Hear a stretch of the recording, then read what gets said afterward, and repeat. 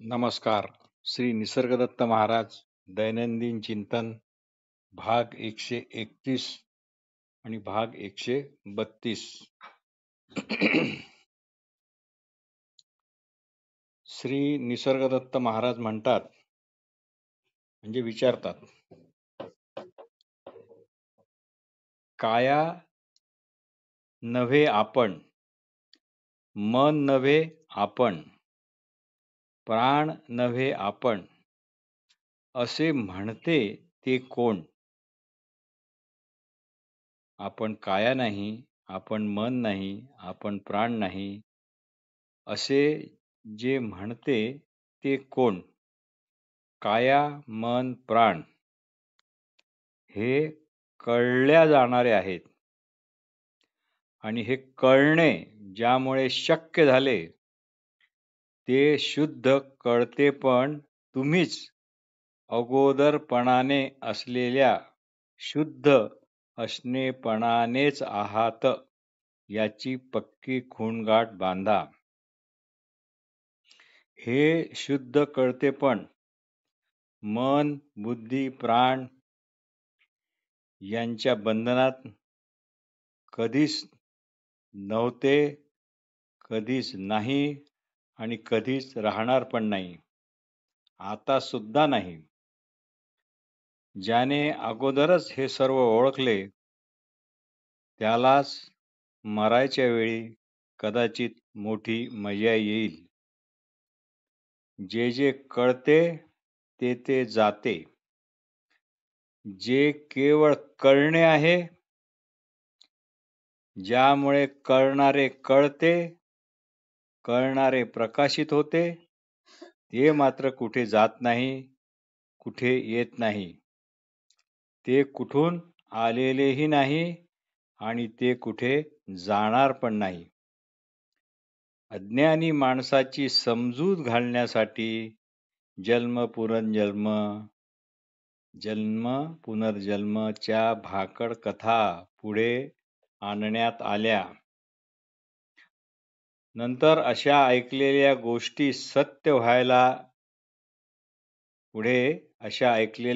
सत्य वाटायला लागल्या व केवळ शब्दांच्या अर्थांचा फास तुम्हीच आपल्याच गळाभोवती आवळून घेतला. ज्ञानी माणसाला अशी करण्याची अजिबात गरज नाही. तुम्ही असल्याची जाणीव म्हणजेच ब्रह्म, परब्रह्म, ईश्वर असल्याचा पुरावा आहे. तुम्ही आहे म्हणून ईश्वर आहे, ईश्वर आहे म्हणून तुम्ही नाही. एक ज्ञानाची भाषा आहे आणि एक भक्ताची भाषा आहे. आपण असल्याचे ज्ञान आहे तर जीव जगत ईश्वर ब्रह्म परब्रह्म पण आहेत. आपण अगोदरपणाने जर नसू तर मात्र काहीच नाही. आपण आहो अशा स्वरूपात आपल्या ठिकाणी जे आकाररहित चैतन्य आहे तेच मी आहे, असे आत्मज्ञान जेव्हा दृढ होईल तेव्हाच या सर्व गोष्टींचा उलगडा आपोआप होईल. जाणवत्या जाणीवेलाच स्वतःचीच म्हणजे जाणवत्या जाणीवेचीच मोहिनी पडली आहे. म्हणून या सर्व गोष्टीचा उलगडा लवकर होत नाही. पण गुरुवचनाला पक्के धरून राहिले तर हळूहळू सर्व काही ठीक होईल. ज्याच्यामुळे मी अमुक तमुक आहे हे जाणवते ते शुद्ध चैतन्य ज्ञान आपणच आहो किंवा मी आहे इतकेच कळणे हेच शुद्ध चैतन्य होय. पण मी आहे हे जेव्हा देह मन बुद्धी यांच्या वळणाने जाते तेव्हाच सुखदुःखाचा अनुभव येतो आणि ताणतणाव हर्ष खेद हे वाढतात. काया मन बुद्धी नसताना तुम्हालाच सुखदुःख आप्तस्वकीय माझे तुझे अशा चिंता होत्या काय? काया मनबुद्धी नसताना तुम्हाला सुखदुःख आप्त स्वकीय माझे तुझे अशा चिंता होत्या काय? त्या चिंता ताणतणावा कुठे गेल्या? कुठे होत्या? मग आत्ताच का आहेत? वस्तुतः आताही तुम्ही तसेच मोकळे आहात. आकार म्हणजेच मी हे मानल्यामुळेच विकार आहेत. आकार म्हणजेच मी हे मानल्यामुळेच विकार आहेत. स्त्री पुरुष आपण नाही अशा नव्या ओळखीचा परिचय म्हणजे अशी ओळख, असा अनुभव तुम्हाला आहे काय? भाग 132. श्री निसर्गदत्त महाराज म्हणतात, अहंभाव म्हणजे मी असा, मी अमुक तमुक आहे असे वाटणे. अहंभाव म्हणजे मी असा, मी अमुक तमुक आहे असे वाटणे. पण सोहंभाव म्हणजे जेव्हा आपण आहोत की नाही आहोत हे दोन्ही कळत नाही अशी अवस्था. अहंभाव हा सहवासाला कधी असतो कधी नसतो, कारण ती केवळ केल्या गेलेली एक व्यर्थ कल्पनाच आहे. पण सोहमभाव मात्र हा निरंतर सहवासाला असतो म्हणजे असतोच. पण तो गुणातीत असल्यामुळे आपण आहोत की नाही हे त्याचे त्यालाही कळत नाही, त्याचे त्यालाही जाणवत नाही.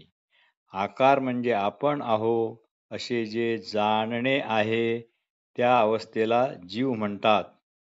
आकार म्हणजे आपण आहो असे जे जाणणे आहे त्या अवस्थेला जीव म्हणतात व आकार म्हणजे आपण नाही असे जे जाणणे आहे त्या अवस्थेला शिव म्हणतात. देहबुद्धी ही जीवदशा आणि आत्मबुद्धी म्हणजेच शिवदशा. आयुष्याच्या हंगामात जे जे घडते त्याचा ज्याच्यावर काहीच परिणाम होत नाही तोच खरा ज्ञानी. त्याच्या मुद्रेवर अगाध शांतता असते.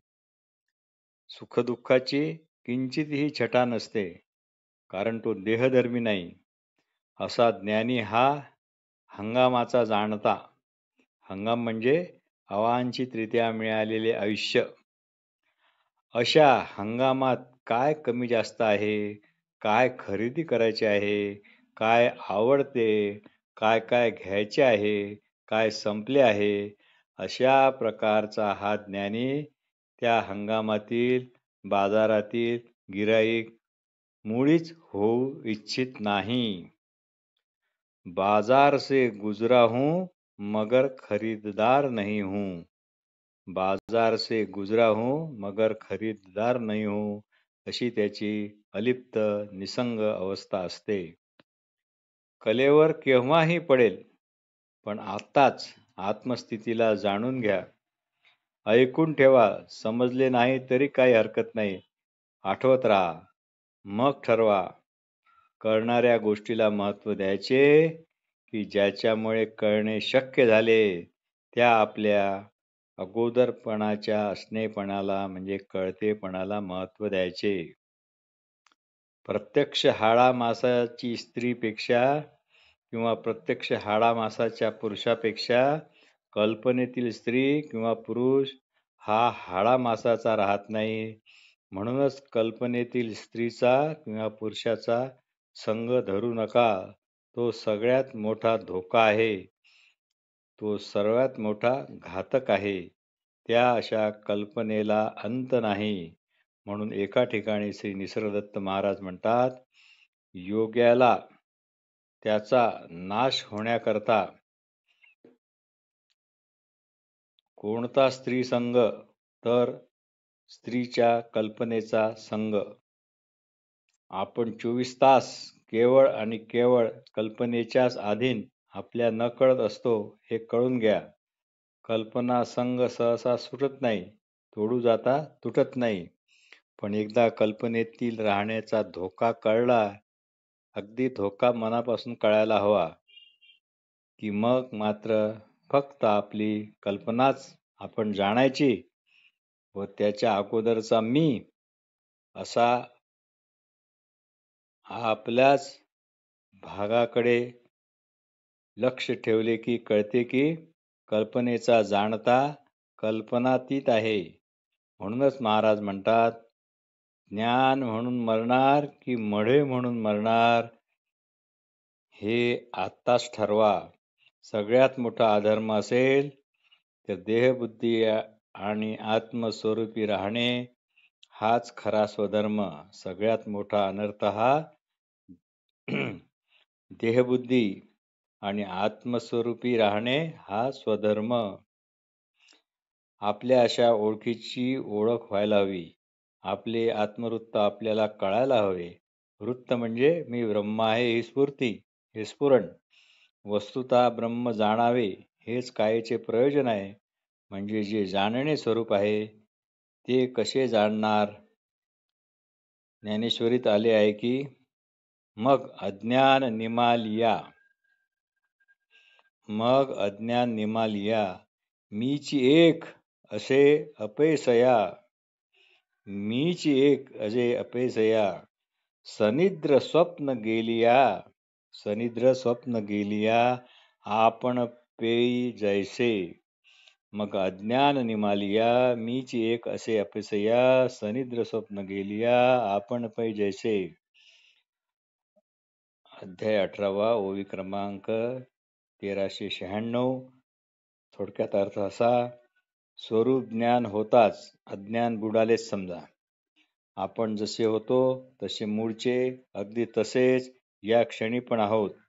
अज्ञानाचे स्वप्न संपले आणि स्वरूप बोधात जाग आली.